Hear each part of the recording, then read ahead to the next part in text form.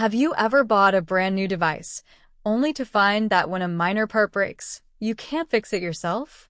Instead, you must return to the manufacturer or replace the entire product. This issue is becoming widespread, not due to technical limitations, but because companies intentionally make repairs difficult. Welcome to Arewaworld.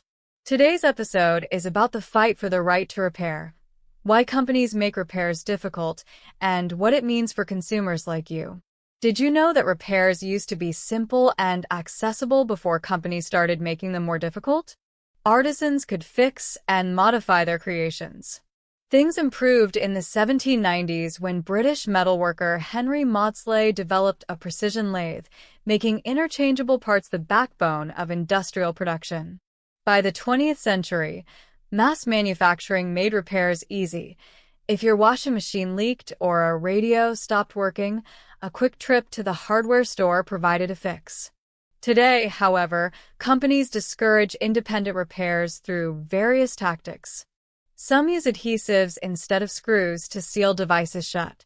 Others withhold repair manuals, making it nearly impossible for consumers to fix their products. This issue became critical during the COVID-19 pandemic when hospitals struggled to repair essential medical equipment. Groups like iFixit stepped in to provide open-source repair guides, yet some manufacturers fought to remove them. A major tactic is parts pairing, where individual components like screens or batteries are assigned unique serial numbers. If a consumer replaces a part, the device's software detects it and disables or limits functionality. For instance, swapping screens on iPhones can break automatic brightness adjustments. John Deere tractors also require manufacturer authentication after repairs. Without it, the machine won't function, costing farmers time and money. Additionally, software restrictions contribute to planned obsolescence. Some manufacturers stop software updates after a set period, making devices slow or incompatible with new technology, forcing consumers to upgrade. Do you think these barriers are designed to force you into buying new products instead of repairing them? Companies defend their practices by citing cybersecurity risks and potential liability if third-party repairs lead to malfunctions. However, investigations by the U.S. Federal Trade Commission and the Food and Drug Administration have found little evidence to support these claims. Governments worldwide are responding.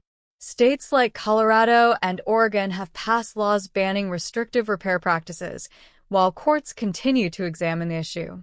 Meanwhile, grassroots movements are gaining traction, with over 2,500 repair cafes worldwide helping consumers fix devices instead of discarding them.